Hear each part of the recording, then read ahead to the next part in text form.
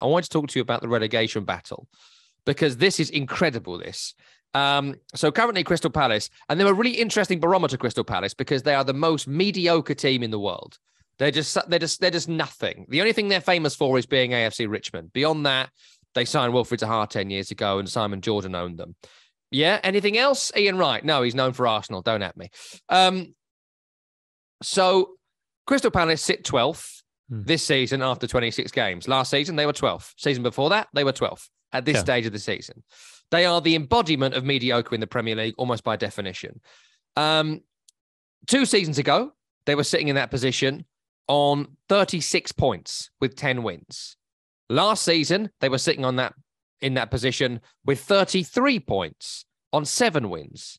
This season, they're in that position on 27 points with 6 wins. That's a drop-off in the same position of 9 points. Another reason why that's really interesting. We go to bottom of the table from where Crystal Palace are. Remember, always 12th. It's where they live.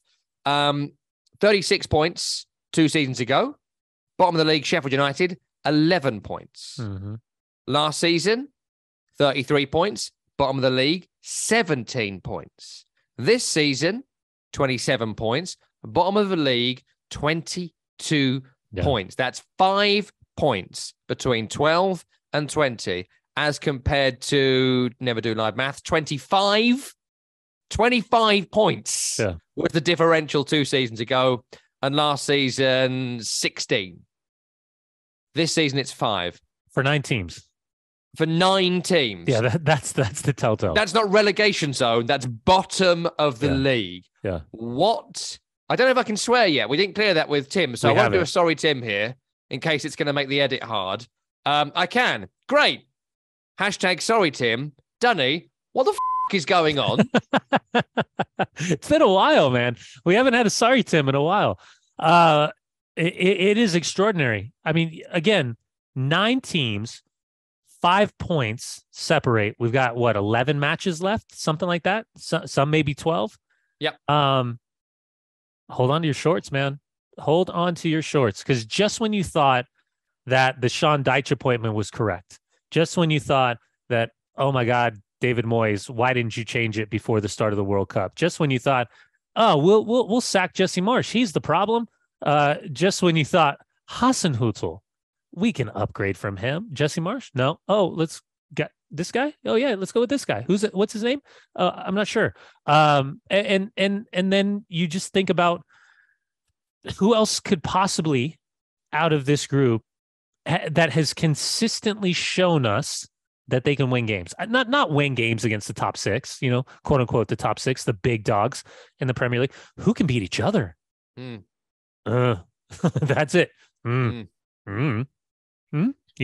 why? I mean, it's always a bit like that, right? It's always a little bit like there's always one cut adrift. This year there is not. So Norwich last year as ever. Before that was West Brom. Previously, Watford were in that mix as too. So we had 2 adrift last year and 2 adrift the season before. No one is adrift.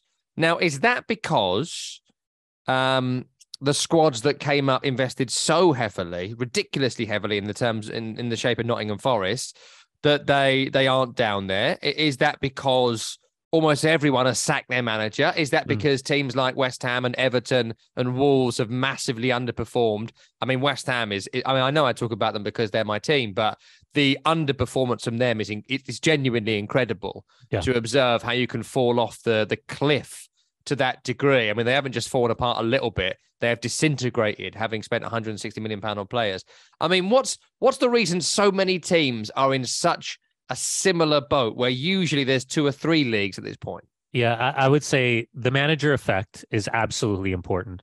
But I think the easiest argument, and I don't think people are going to buy this, but I think the easiest argument is that teams are getting stronger. I know that sounds crazy when we're talking about, hold on a second, you're talking about a relegation battle and you're trying to justify teams getting stronger. I think there is obviously some teams spend way more than other teams. Some teams have the correct infrastructure, the scouting network, and the ability to go into the room with said player or said player's family or said player's agent and utilize kind of the big city magic. They can utilize, if they've done their due diligence, that, hey, this is the Premier League. and we are a club that will give you the opportunity, and then we will sell you to a bigger club should you perform at such a. I think you are seeing more of a sellable product on top of better players coming in.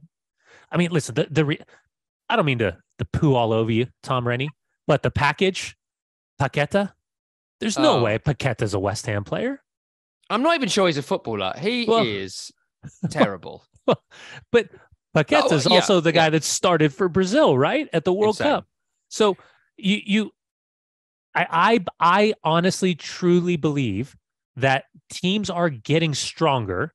Teams are then performing better, individual players. Teams are then selling players because we're talking about extraordinary salaries, extraordinary upkeep for facilities and stadiums and infrastructure, balancing the books, trying to find the net spend and all of that BS that comes into justifying success versus failure. I just think there's not a lot of variables between these 9 clubs that would suggest that, yes, some are underperforming. Yes, some are overperforming. But maybe that's just who most of these clubs are at this stage of the season. Like we always say, we wait till October to get a good feel for what a Premier League side looks like. I mean, we're mid-March. These teams really, I mean, are they really going to impress us? I think that's where the managers and the players, whoever can get on a run, we're going to say, that saved the season.